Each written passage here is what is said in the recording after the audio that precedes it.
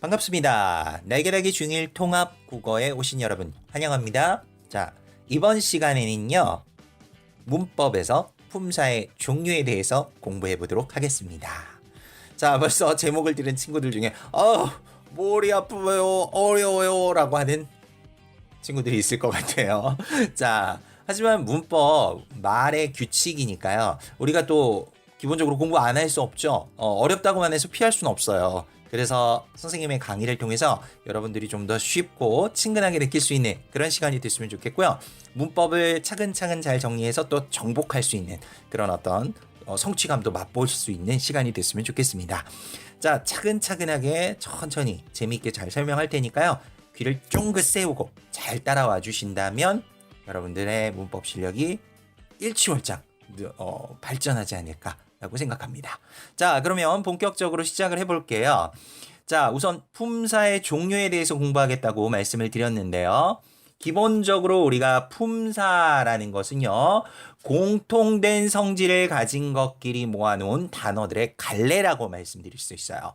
그러니까 단어를 공통된 성질을 가진 것끼리 모아놓은 거예요. 그것을 우리가 품사라고 하는데요. 크게는 형태와 기능, 의미로 나누게 되는데요. 우선은 이렇게만 얘기하면 너무 딱딱하니까 좀 상황극을 하나 들어보고요. 좀 더 구체적인 설명을 들어가도록 할게요. 자, 그렇다면 상황극 시작하겠습니다. 학교에서 선생님이 문법에 대해 설명하는 그런 시간인데요. 어떤 대화들이 오고 가는지 한번 들어볼게요. 선생님. 여러분들 오늘은 이 귤에 대해서 과일 귤에 대해서 말해볼 건데요. 귤의 특성에 대해서 한번 말해볼까요? 저요 선생님. 색깔은 노란빛을 띤 주황색이에요. 물론 그렇죠. 또 다른 학생 없나요?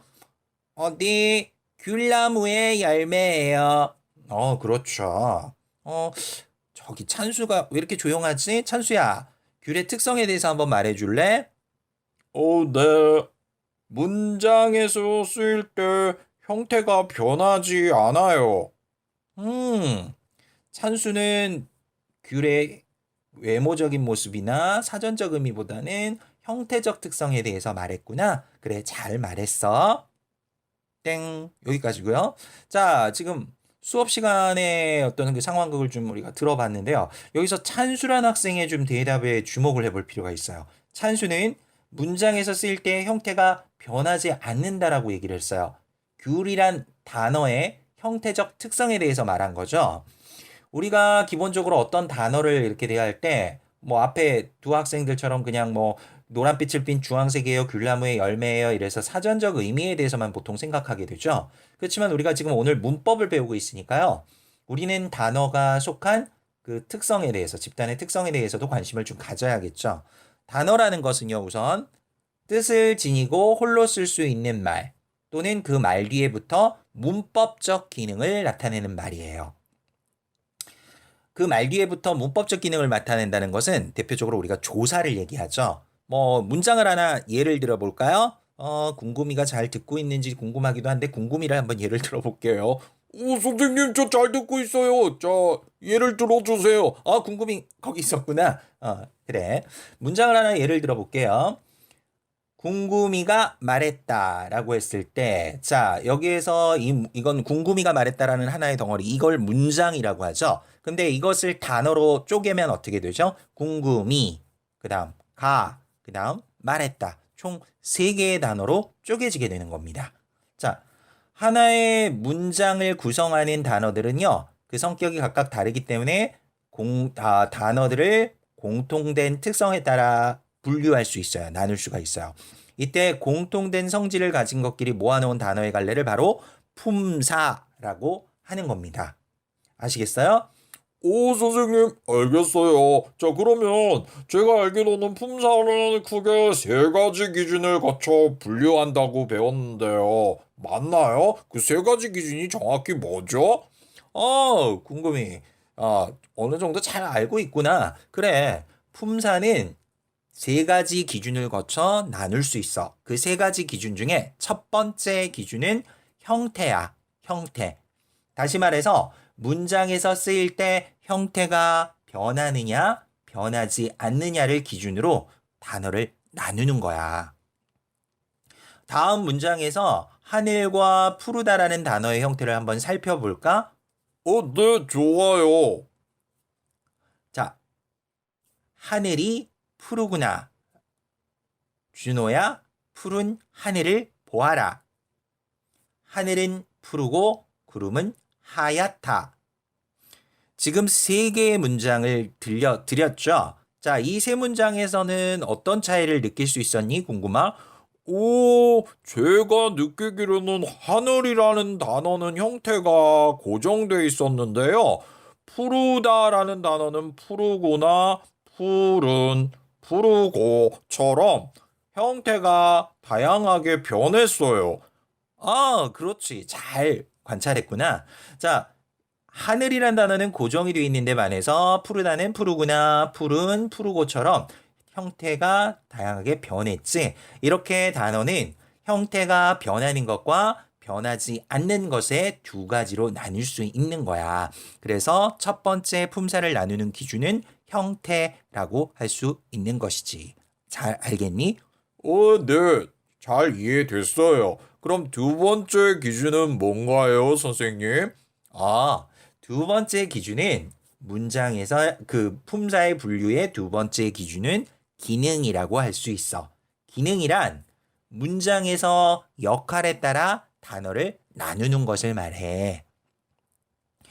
선생님, 문장에서 역할에 따라 단어를 나눈다고요? 구체적으로 어떻게 나누는 거죠?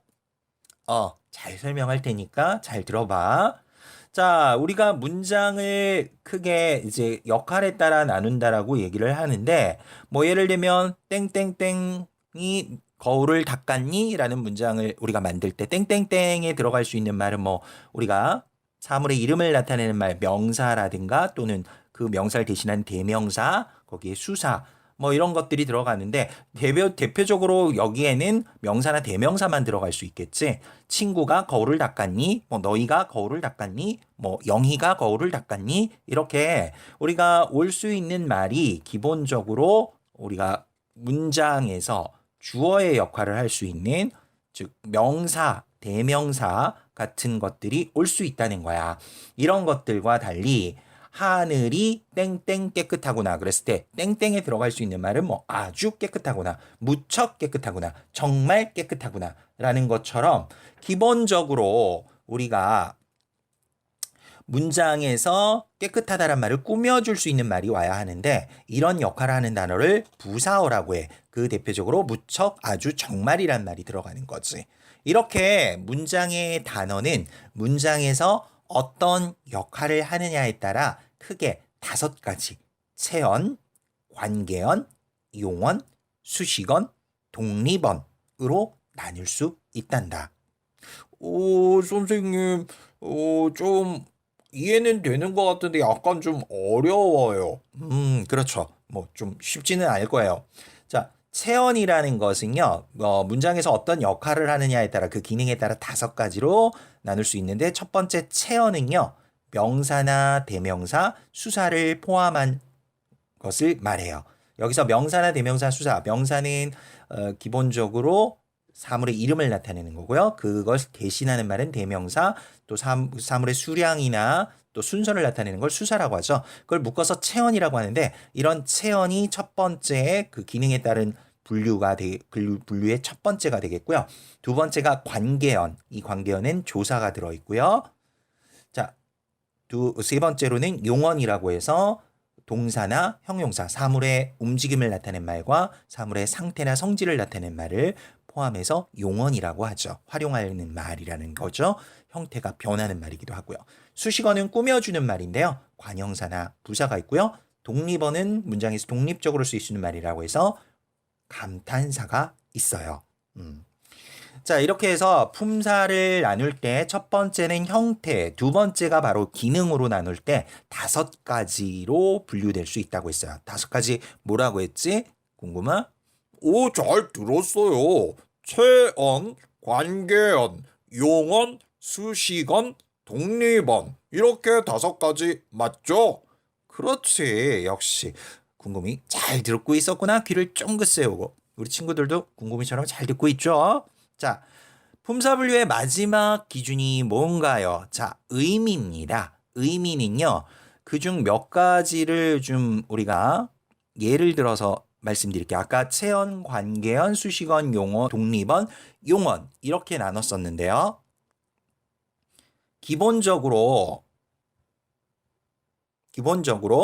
우리가 품사분류의 마지막 기준은 의미라고 말씀드렸어요. 그중 몇 가지를 좀 예를 들어 본다면 뭐 가방이나 닦다, 하늘, 슬프다, 웃다 뭐 이런 5개 정도의 단어를 좀 예를 들어 볼게요. 가방, 닦다, 하늘, 슬프다, 웃다. 여기서 사물의 이름을 나타내는 단어는 뭐가 있죠? 가방, 하늘 이게 있죠. 그렇죠. 그 다음에 우리가 사물의 움직임을 나타내는 단어는 뭐가 있죠? 닦다. 그죠? 웃다. 그죠? 이런 것들은 사물의 움직임을 나타내죠. 그럼 우리가 사물의 상태나 성질을 나타내는 말 뭐가 있죠? 슬프다가 있죠. 이처럼 단어는요. 어떤 의미를 갖느냐에 따라 9가지 명사, 대명사, 수사, 조사, 동사, 형용사, 관형사, 부사, 감탄사로 나눌 수 있어요. 오, 선생님 정말 많이 나눠지는데 다시 한 번만 말씀해 주세요. 물론이지. 자, 단어는 어떤 의미를 갖느냐에 따라 9가지 명사, 대명사, 수사, 조사, 동사, 형용사, 관형사, 부사, 감탄사로 나눌 수 있단다.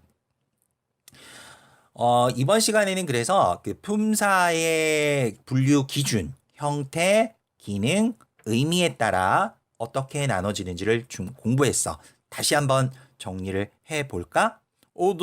다시 한번 이해하기 쉽게 정리해 주세요. 자, 물론이지. 자, 단어는 문장에서 쓰일 때 형태가 변하지 않느냐, 변하느냐에 따라서 크게 2개로 가변어와 불변어로 나누지. 가변어란 건 형태가 변한다는 얘기고 불변어는 변하지 않는다는 거야. 그래서 단어의 품사 분류의 첫 번째 기준이 형태고요.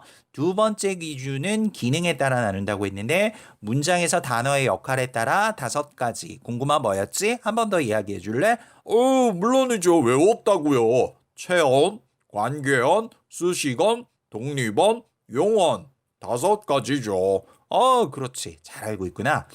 자, 그럼 세 번째 기준 의미는 단어의 의미에 따라 총 9가지로 나눌 수 있어. 9가지. 잘 외웠니? 궁금하? 너무 많아서 잘 외웠는지 잘 모르겠는데 한번 말해 볼게요. 그래.